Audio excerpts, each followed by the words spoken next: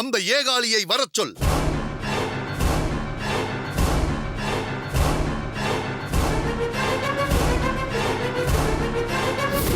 மகாராஜா. என்ன பிரதானி, இவன் யார் என்று தெரிகிறதா? தெரிகிறது மன்னவா. உங்கள் துணிகளை துவைத்துக் கொடுக்கும் ஏகாலி நாச்சிமுத்து. நாச்சிமுத்து, நடந்ததை சொல். மகாராஜாவோட துணிகளை துவைக்கிறதுக்காக பிரதானி ஐயா துணிகளை எல்லாம் என்கிட்ட கொடுத்தாரு. அரசரோட துணியாச்சே, ரொம்ப விலை வசந்த துணியாச்சேன்னு பார்த்து பார்த்து பக்குவமா பிரிக்கிறப்ப உள்ள இருந்து ஒரு ஓலைச்சுவடி கீழே விழுந்துருச்சு.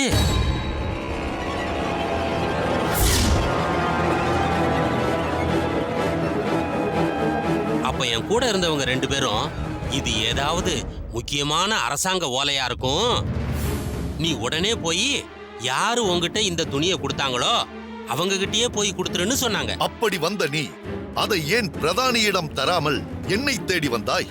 அதையும் சொல்லிவிடு. நான் முதல்ல அவரை பார்க்கத்தான் போனேன். ஆனா அவர் அங்க இல்ல.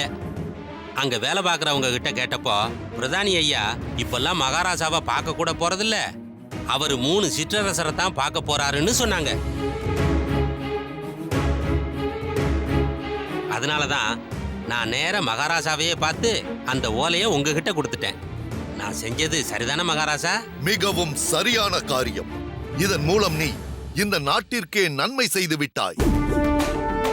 மிகப்பெரிய சூழ்ச்சி நடந்திருப்பதை நான் அறிந்து கொள்ளும் வாய்ப்பை ஏற்படுத்தியுள்ளாய். அதற்காகத்தான் எனது பரிசாக உனக்கு பொற்காசுகளை அள்ளிக் கொடுத்தேன். நீ போகலாம். சரிங்க மகாராஜா, வரேன்.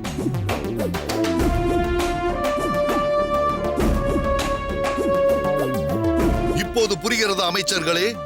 எல்லோருமாக சேர்ந்து கொண்டு என்னை ஏமாற்ற திட்டமிட்டு இருக்கிறார்கள். சிற்றரசர்களுக்கு நான் தந்த ஊர்கள் போதாதென்று இன்னும் இருப்பவைகளையும் தங்களுக்கு சொந்தமாக்கிக் கொள்ள சூழ்ச்சி செய்திருக்கிறார்கள். அதற்கு இந்த பிரதானியும் துணை போயிருக்கிறான். இந்த ஓலை நேற்றே என்னிடம் வந்து சேர்ந்து விட்டது. அதனால் தான் இவர்களை எல்லாம் நான் இங்கு அழைத்தேன். இன்னும் இவர்கள் எவ்வளவு தூரம் போவார்கள் என்று பார்ப்பதற்காகவே என் குருவாக நான் மதிக்கும் கூரேசனையே குற்றவாளியாக நிறுத்தினேன். இவர்கள் தங்கள் குற்றத்தை மறைக்க கூரேசன் மீது பழி போட துணிந்தார்கள். ஆனால் கூரேசன் காலமெல்லாம் துதிக்கும் அந்த ஆதிகேசவ பெருமாள் அதை அனுமதிப்பாரா?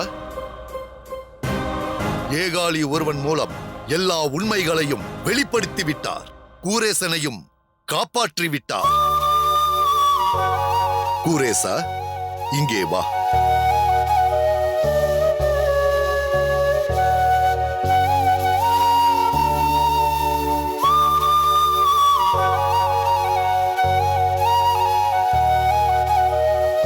அமைச்சர்களே, இந்த மூல ஓலையில் உள்ள ஊர்களும் கூரேசன் சொன்ன ஊர்களும் சரியாக இருக்கிறதா என்று பாருங்கள்.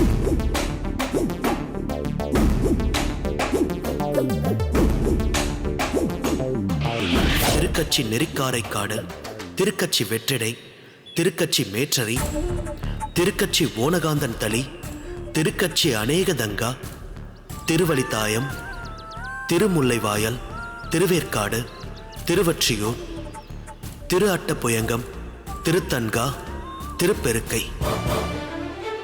அபராஜிதருக்கு தரப்பட்டவை இவை. திருவெண்பாக்கம், திருப்பாச்சூர், திருக்கள்ளம், திருவிற்கோலம், திரு இளம் பைக்கோட்டூர், தக்கோலம், திருவல்லம், திருவிரிஞ்சிபுரம், திருவோட்டூர், அனகாவூர், திருக்குரங்கனின் முட்டம், திருப்பரமேஸ்வர விண்ணகரம். ஆதித்தனாருக்கு தரப்பட்டவை இவை.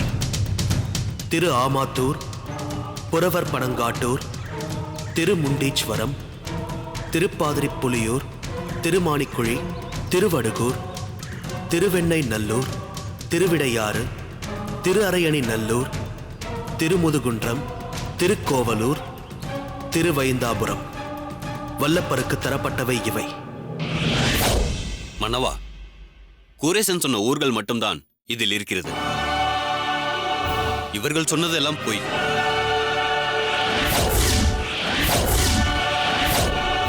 கூரேசன் சொன்னதே உண்மை மன்னவா. அனைத்தும் அந்த ஆதிகேசவனின் அருள், ஆச்சாரியரின் அனுக்கிரகம். என்ன சிற்றரசர்களே, இப்பொழுது என்ன சொல்கிறீர்கள்? மன்னவா, எங்களை மன்னித்து விடுங்கள் மன்னவா. பேராசையால் தவறு செய்து விட்டோம். நாங்கள் ஒவ்வொருவரும் 4 ஊர்களை அதிகமாக எழுதி கொண்டு விட்டோம். நானாக அதை செய்யவில்லை மன்னவா. அபராஜிதர் தான் என்னை அப்படி எழுதி கொள்ள சொன்னார். ஆதித்தர் அப்படி செய்ததால் நானும் அப்படியே நடந்து கொண்டேன் மன்னவா. மன்னவா, 3 பேரும் என்னை தூண்டிவிட்டதால் தான் நான் அப்படி செய்ய வேண்டிய கட்டாயம் ஏற்பட்டு விட்டது. என்னை மன்னித்து விடுங்கள் மன்னவா. குரேசா, நான் இவர்களுக்கு விதிக்கும் தண்டனையின் மூலம் உனக்கு இழைக்கப்பட்ட அவமானத்திற்கு பிராயச்சித்தம் செய்ய விரும்புகிறேன். அதை நீ மறுக்கக்கூடாது. மன்னவா, அது என்ன என்பதை நான் அறிந்து கொள்ளலாமா? சொல்கிறேன். இவர்கள் மூவருக்கும் நான் தருவதாக கூறியிருந்த ஊர்களை மட்டுமல்ல, இவர்கள் இப்பொழுது ஆண்டு கொண்டிருக்கும் பகுதிகளையும் பறித்து அனைத்தையும் உன்னிடம் தரப்போகிறேன்.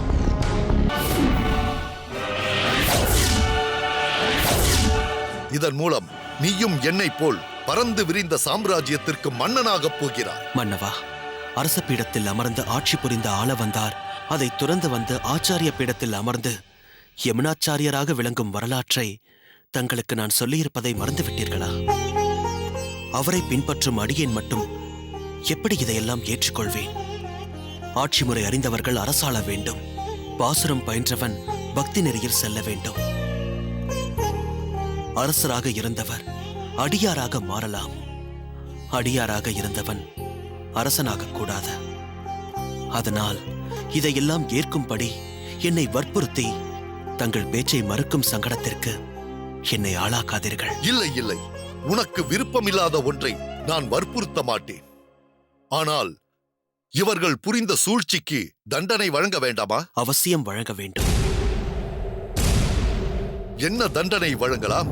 அதை நீயே தெரிவித்து விடு. இவர்கள் செய்த தவறை மன்னித்து இவர்களுக்கு தருவதாக சொன்ன ஊர்களை தந்து விடுங்கள்.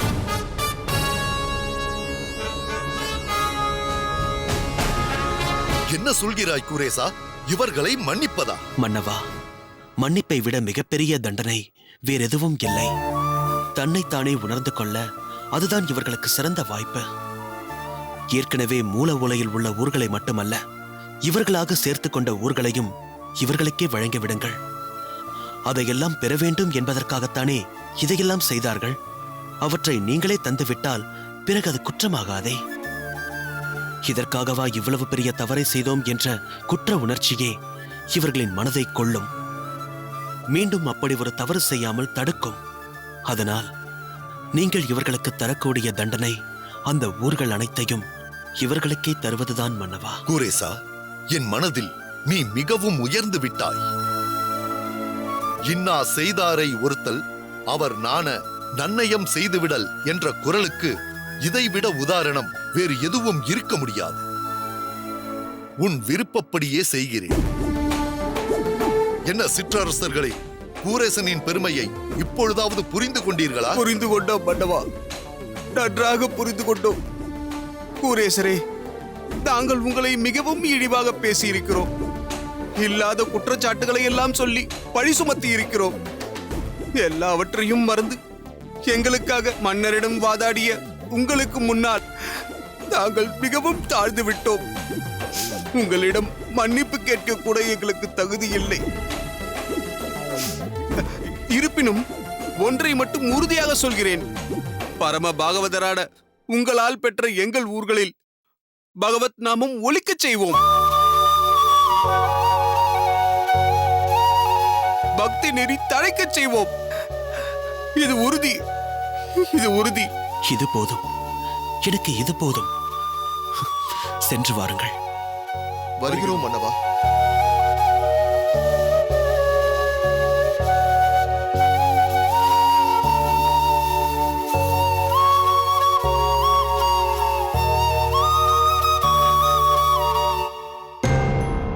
நீ ஏன் இன்னும் நிற்கிறாய்? நான் உனக்கு மன்னிப்பே கிடையாது. சிற்றரசர்கள் மூவரும் வெவ்வேறு ஊர்களில் இருந்து அரசு புரிபவர்கள். ஆனால் நீயோ எனக்கு அருகிலேயே என்னுடனேயே இருப்பவன். அப்படி இருந்தும் அவர்கள் தரும் பொற்காசுகளுக்காக என்னை மோசம் செய்ய துணிந்து விட்டாய். இன்று சில பொற்காசுகளுக்காக இப்படி செய்தடி, நாளை எதிரிகள் தரும் பொற்காசுகளுக்காக இந்த நாட்டையே காட்டிக் கொடுக்க மாட்டாய் என்று என்ன நிச்சயம்? இனி நீ இந்த நாட்டில் இருக்கக்கூடாது. ஊரேசனுக்கு சொன்னாயே நாடு கடத்த வேண்டும் என்று, அதுதான் உனக்கு தண்டனை. இன்றே நீ இந்த நாட்டை விட்டு வெளியேற வேண்டும். போ. வேண்டாம் மன்னவா, அவரை நாடு கடத்த வேண்டாம். இருப்பினும் அவர் செய்த தண்டனைக்கு குறைந்தபட்ச தண்டனையாவது கொடுக்க வேண்டும். அப்பொழுதுதான் மற்றவர்கள் அந்த தவறை இனி இங்கு செய்ய மாட்டார்கள். அதனால் அவரை அரண்மனை பணியிலிருந்து நீக்கி நம் நாட்டிலேயே தங்க அனுமதிக்க வேண்டும். நில்! சிற்றரசர்களுக்காக நாட்டையே விற்க துணிந்தது எதனால்? ஆதரவளித்த மன்னனையே ஏமாற்ற துணிந்தது எதனால்? உண்ட வீட்டிற்கு துரோகம் செய்யும் நஞ்சு உன் நெஞ்சத்தில் கலந்தது எதனால்? பொற்காசுகளுக்காகத்தானே?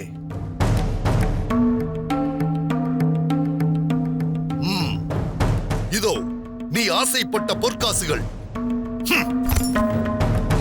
போ, இனி என்றுமே என் முகத்தில் விழிக்காதே. போய்விடு இங்கிருந்து. குரேசா, மன்னவா, நீ சிற்றரசர்களை மட்டுமல்ல, நாடு, மக்கள், அரியணை, பரிவாரங்கள், பட்டம், பதவி, சொந்தம், பந்தம், பாசம், பற்றுதல்கள் அனைத்தும் நிரந்தரம் இல்லை என்ற என்னுடைய அறிவு கண்களையும் திறந்து விட்டாய் குரேசா.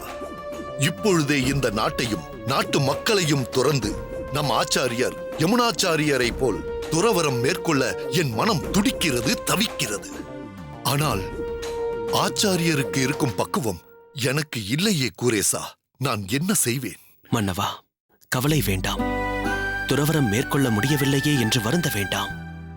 நம் ஆச்சாரியரின் உபதேசங்களை பின்பற்றி தாங்கள் நல்லாட்சி நடத்தினாலே அந்த எம்பெருமான் மகிழ்ச்சி அடைவார். தங்களைப் போன்ற நல்ல உள்ளம் கொண்ட மாமன்னர் இந்த நாட்டிற்கு தேவை. நம்மாழ்வார் நமக்களித்த தமிழ் திராவிட வேதமான பாசுரங்களை தாங்களும் பயின்று அதன் நல் உபதேசங்களை மக்களுக்கும் போதித்து அவர்களையும் நல்வழிப்படுத்தக்கூடிய கடமை தங்களுக்கு இருக்கிறது. அதை தாங்கள் திறம்பட செய்தாலே ஆச்சாரியருக்கு பூரண திருப்தி உண்டாகும். ஆம் குரேசா, நீ சொல்வது முற்றிலும் உண்மை. இனி ஆச்சாரியரின் திருவடியே எனக்கு புகலிடம்.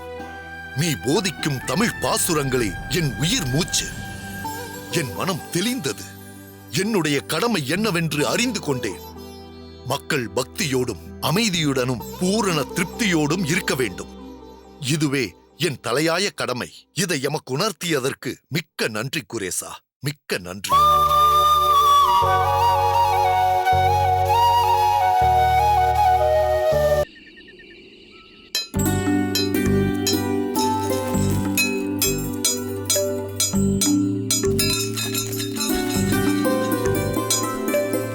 ஐயா, வைத்தியர் சுவாமி இருக்கிறாரா?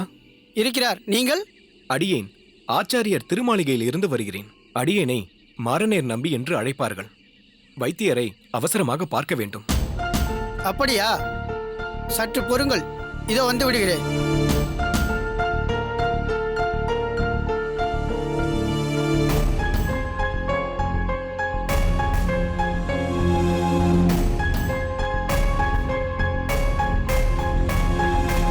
வைத்தியர் என்ன சொன்னார்? உங்களை இருக்க சொன்னார். அவரே வருகிறாராம்.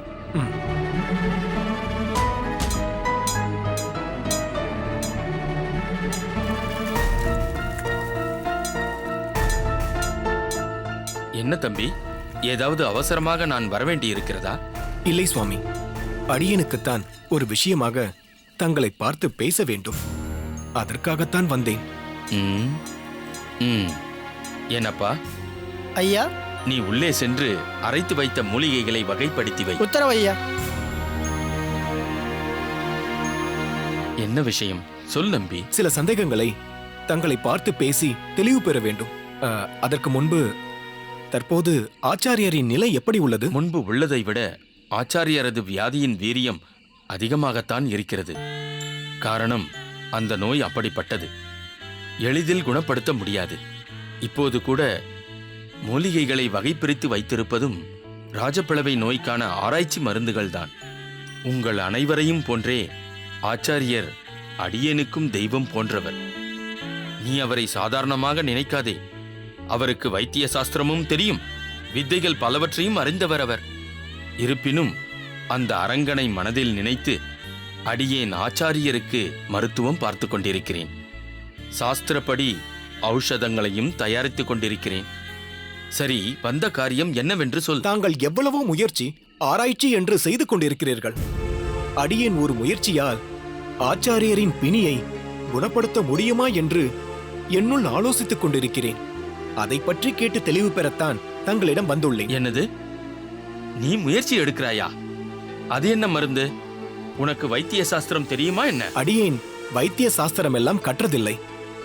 ஆனால் சாஸ்திரம் மிக்க தெரிந்தவர் ஒருவர் சொன்ன ஒரு விஷயத்தை என் காதால் கேட்டேன். அப்படி அவர் என்ன சொன்னார்? நீ என்ன கேட்டாய்? அது ஒன்றுமில்லை, ஒருவரின் வியாதியை மற்றொருவர் வாங்கிக் கொள்ள முடியும் என்று சாஸ்திரங்கள் பல கற்ற ஒருவர் சொல்ல கேட்டேன். அது பற்றிதான் தாங்கள் சற்று தெளிவாக அடியனுக்கு சொல்ல வேண்டும் சுவாமி. யார் யார் உனக்கு இதை பற்றி சொன்னது? அதை சொல் முதலில். இன்னார் என்று அடியேனால் உடைத்து சொல்ல முடியாத நிலை. ஆனால் அவர் சாஸ்திரங்களை முறையாக கற்றவர், பெரிய பண்டிதர். அவ்வளவு ஏன், நம் ஆச்சாரியருக்கு அடுத்த நிலையில் இருப்பவர். அவர் மற்ற ஒரு சிலரோடு அடியேன் தங்களிடம் தெரிவித்த விஷயத்தை உரையாடிக் கொண்டிருந்ததை செவியுற்றேன். அதை பற்றி தெளிவு பெறவே தங்களிடம் வந்துள்ளேன். சரி, நீ தெளிவு பெற வேண்டிய விஷயம் என்ன? அடியேன் ஆச்சாரியரின் வியாதியை அடியேன் வாங்கிக் கொள்ள வேண்டும் என்று விரும்புகிறேன்.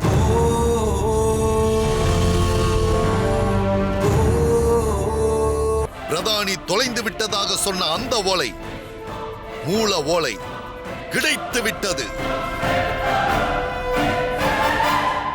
அது என்னிடம்தான் இருக்கிறது.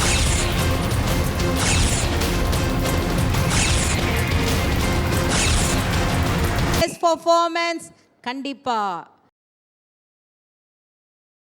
விளக்கு ப்ளீஸ் கம். உத்தரவின்றி உள்ளே வா, உன்னிடம் ஆசை கொண்டேன் வா.